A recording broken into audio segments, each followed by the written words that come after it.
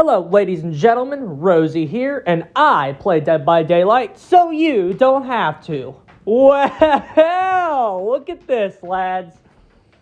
It's finally nice to get these. The Trashilarity, his emergency buff is coming. Woo! Thank fucking God, dude. Thank fucking God. This killer on Nightlight, the last time that I was made aware of it, has a 2% pick rate and a 41% kill rate. They strive for 60%, guys. They strive for 60%. It's pretty embarrassing that this is in the game the way that it is. Now, I like the killer. I want to say that I like the killer, guys. I've been playing this killer for like 5 streams straight. I like the killer. There's something about the killer that I think has potential, and I just keep going. I keep going. That being said, this killer needs buffs. I know Wage is like, oh, the killer's actually really good, guys. The killer needs buffs. Against teams, this killer suffers and dies. Against teams, what he's trying to do that is significantly worse. Against teams, the teams defeat him in the EMP war currently every single time. Against teams, he falls apart. I think if you do not think the killer needs some adjustments, you support pub stomp balance, because this killer pub stomps. That's what he does. It's almost been a week since the debut of the chapter. We've been keeping a close eye out for a feedback since the launch, and we are already preparing a few balance changes for an upcoming update. That is terrible. That is terrible. You know, what really pisses me off here is that everybody in the fucking PTB told you to nerf the fucking EMPs. Literally, I didn't see one fucking person that said that those things were good to come into the live servers. Not one person that I saw said EMPs are fine. Those are okay and those are fair. EMPs are bullshit, lads. EMPs are bullshit. The amount of work that this killer has to put in to execute his plays, combined, this is why I say he's a survivor's dream chapter in its current form. Because the killer has to put in a lot of effort to fucking get his plays off and to get his power to work, and the survivor counterplay has to press a button, and it blows all his shit up for a minute. The skill gap between the two roles is insanely big. The killer has to work a shit ton to do absolutely anything. To get an average play, the killer has to work very hard, and to negate the killer's play, the survivor presses a button. That's where we're at in terms of the skill level between the two roles. So don't talk to me about fucking skill, because the skill gap between the two roles has never been bigger with this fucking chapter. But another thing Wage said is that another reason people aren't doing well with them right now is skill issue. That's pretty much what he said. Skill issue. Not every issue is skill issue here with this killer. There are design flaws. I wish that they would take another look at biopod placement. The killer has very unfriendly mechanics to beginner players. And what I mean by beginner players is when you're first trying to learn him. He's very unfriendly to you as you learn him. He gets a little friendlier with your patience. He rewards your patience, but you have to have patience with him. And in a game where there is no reason to play him, in a game where you can pick Skull Merchant, put 3 drones up by pressing 3 buttons, and then you're better than him, debatably. Very, very debatably, better than him by just going up to 3 gens and putting up 3 drones. There's no reason to play him. They need to make him more accessible. That's something they need to do. That's a design flaw. That's not skill issue. There's no reason to touch this guy. And if the killer is not producing blight levels of success for a skill gap, the skill gap doesn't really need to be there. I'm sorry. There doesn't really, that's just how I feel. If you want to put success in, you have to pretty much solo main him, pretty much. I think those are valid criticisms of the killer. and just some clunky biopod placement. Again, the biopods can be clunky. There's a lot of things they need to tune up here. So, what are they doing? Let's cover with a few trends. The Singularity's biopods are often disabled, making it difficult to use its power. Correct. This is true against good teams. What can happen here is that survivors pretty much dominate the game, right? Basically, we've talked about this before, okay? What's one thing we say? Swift can do whatever Swift wants to do, okay? So basically, it is not unfeasible for a survive with friends, despite all of your corrupt interventions, despite any LP you may have, it is not unfeasible for a survive with friends and a good team to have a successful early game, and then once the early game is a success, they can, and like, the EMPs, like, you have to spam the shit out of the EMPs, and against a team, that's just not going to happen. They're going to get gens done, and then as you progress into that mid to late game, what can happen is anytime you do pretty much anything, you get EMP'd. That's what happens. If the survivors are favored to win the game, right? Correct? Is that something we all agree on? Are we still not in agreement on this fact? The survivors are favored to win the game if they know what they're doing. What that means is, if they get a couple gens done, you know what they do? You know what they do, lads? They just get the EMPs, and then you're perma-stuck. You're perma-stuck getting EMP'd no matter what when you do anything. That's the fucking issue. Okay? So, that's the first thing. That's why they're often disabled. Once survivors secure advantage, they can pretty much EMP you the rest of the time. Next, holding an EMP offers survivor too much protection against the Singularity's power, allowing them to quickly and easily remove Splitstream and disable biopods while being chased. This is when you infect somebody and chase and the fucking thing gets deleted in 2 seconds. Horseshit. That's horseshit. When you infect somebody and it's deleted in 2 seconds, that's horseshit. That is absolutely horseshit. For the former, we made some incremental changes between the PTB and live release, reducing the number of supply cases and increasing the time it takes for them to print. We needed to be careful since making EMPs too hard could have the opposite problem of removing the counterplay from the survivors. Now, that's not true either, because fucking you can counterplay the killer's chase power, but that's beside the point. Now that we've had some time to see that these tweaks have played out, we feel comfortable reducing the frequency of EMPs even further. So what they said was, after the nerfs, they were not comfortable with nerfing the fucking things. They weren't comfortable with doing it. They needed to watch you get your ass kicked in the live servers first. Everybody told them that this was fucking going to be an issue in the fucking PTB. Everyone told them that this was a problem in the fucking PTB. They didn't listen to you. Like, I'm sick of, the people be saying, oh, this is a new era of behavior. They're listening to people. Number one, they're listening to, all of the worst fucking suggestions. Holy fuck. They're listening to a lot of bad ideas. Because Patrick's not there to shut the crap down. That's what you're seeing. Patrick is not there to shut the crap down. You're seeing that problem. And you told them that the EMPs needed to go. And guess what? They didn't get rid of them. We also told them that Made for This was going to be fucking stupid. And guess what? They didn't fucking listen to you. They didn't listen to you. Made for This is still in the game. So it's like they listened to, bad ideas. Very survivor-favored ideas, honestly. But that's beside the point.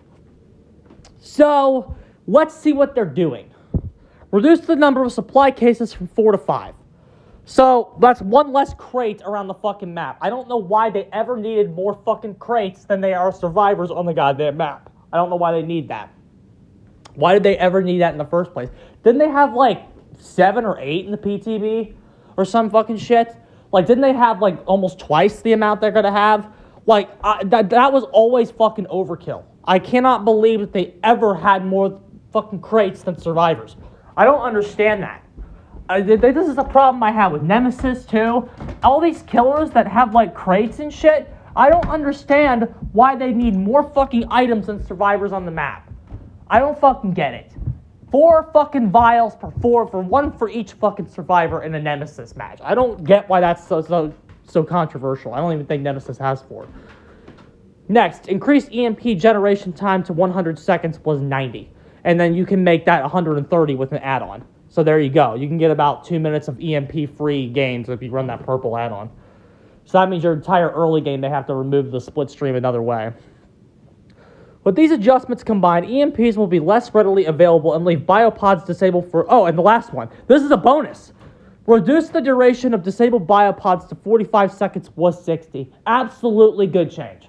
This change right here is going to help him a lot. This one. A fucking EMP'd biopod being disabled for 60 seconds was way too fucking much. That was fucking overkill. 45 seconds is half of a gen. That is fucking way more than enough. 60 seconds was fucking ridiculous. I even said it could be 30 on my stream, but I also said I'd take 45. The number could be 30 if you were really trying to balance them versus like really good teams, but like 45 is gonna make it so they can't fucking bully you anymore. It's gonna make the EMP fucking snowball we were talking about earlier. It's gonna be a little bit harder to execute because the EMPs are gonna be generating for longer and they're gonna be less in play, which means you're gonna be able to maybe get you might be able to get a teleport that's gonna fucking save you. You know what I'm saying? You might be able to fucking, do something here. So, that fucking shit is going to help. I really think that change is going to help. The change I've advocated for, you don't know how many times you swap over and you'd be able to get them, but you're still EMP'd for, another little bit, tiny bit, and then they're out of range.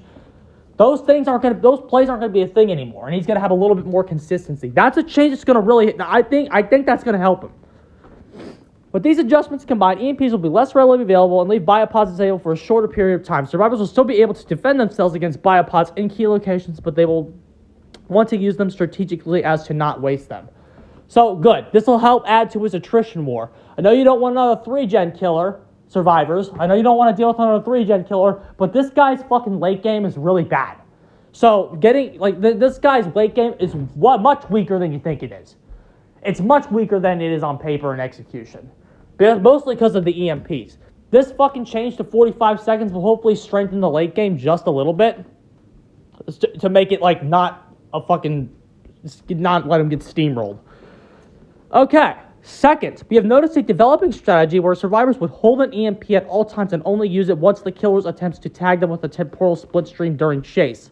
Yes, this is it just depends on the situation, really. Basically, what the optimal strategy is, see what the killer's using them for. If the killer's a chase killer, use them for chase. If the killer is trying to lock down an area, you can use them to blow up an area. The EMPs can kind of blow up whatever the killer's trying to do.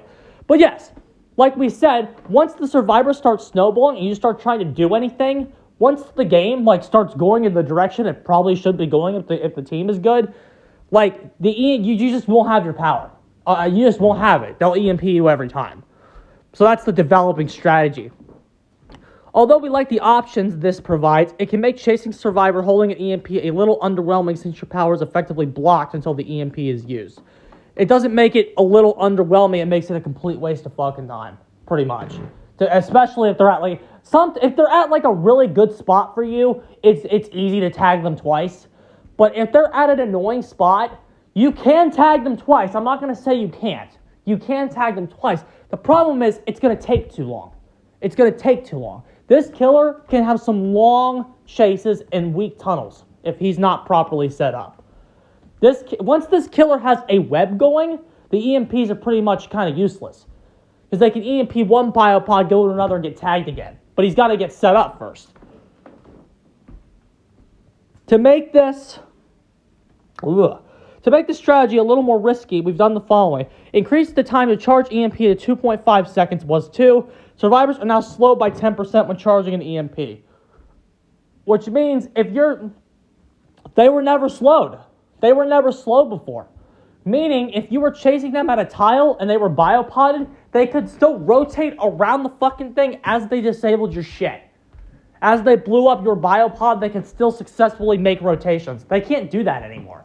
If they are biopoded and they try to blow up their own EMP, what this does, What this doesn't help is when you're trying to like get somebody out and a teammate comes over and EMPs you. That's what it doesn't help with, which, I mean, sure, fine. I don't care that it doesn't help with that. What it's getting rid of is it's making somebody getting rid of their own biopod harder. Now, I think that should just be permanently disabled, at least for the first 30 seconds of being infected. I still believe that somebody, after getting fucking split-streamed, they should have to wait 30 seconds before they can EMP themselves. But if this change is providing around the same thing, then sure.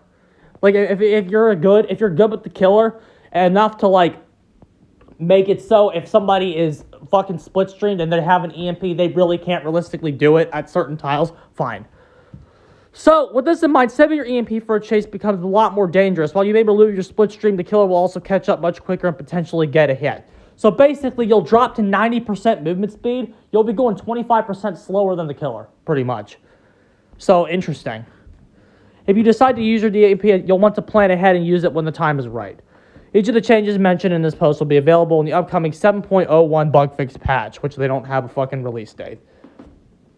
So, there you go. This killer is fun.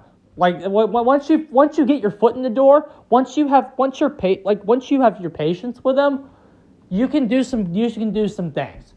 Okay? But this killer does need buffs. And I don't care if these buffs make him an A tier. You know what? We need another fucking good killer in this game. Like, how are you gonna say, I'm so sick of Wesker, and then bitch when another good killer comes in, if he's actually good? Which, again, I think he's midder than mid. Like, I think he's mid as fuck. I think he's mid. That's where I think he is. Okay, his ceiling is mid. I've always said that. But, so hopefully, what this is designed to do is make him more accessible. It's make him more prayer-friendly, which I think he needs to do that. He's not very friendly to his player right now until you basically develop fucking Stockholm Syndrome for him. That's the issue right now. You basically develop Stockholm Syndrome for the killer and stop caring about the flaws. And I wish they brought up biopod placement here, because that needs some smoothing out and some adjusting. There are still too many situations where placing a biopod should take 2 seconds and it ends up taking 10. Or like 6 to 10 seconds. A like half a second process takes 5 to 10 seconds because of the inaccessible mechanics. That's a problem. And then I still think his teleportation is a little bit underwhelming. That's what underwhelming means behavior. Especially if the guy has fucking made for this. If they have made for this, you fucking like lose distance on a teleport. I still think he should get a little bit of haste. Like, maybe just 3% to counter the made for this. I don't fucking know. But just I feel like made for this is a little too strong against him specifically, just because it kind of shuts his power down a little bit. But I mean, I'm fine with that not going in quite yet, especially since as we're learning the lethality of the killer, and these teleports are getting easier and easier to get as you get biopod placement. So I'm okay with that not getting any changes yet. But there's still some flaws here. I think we should keep a note as these changes come in. And if this killer turns into a fucking good one, then so be it. And we deserve it, honestly. Alrighty, that's all I gotta say about him. I'm getting the hell out of here, lads. GG's.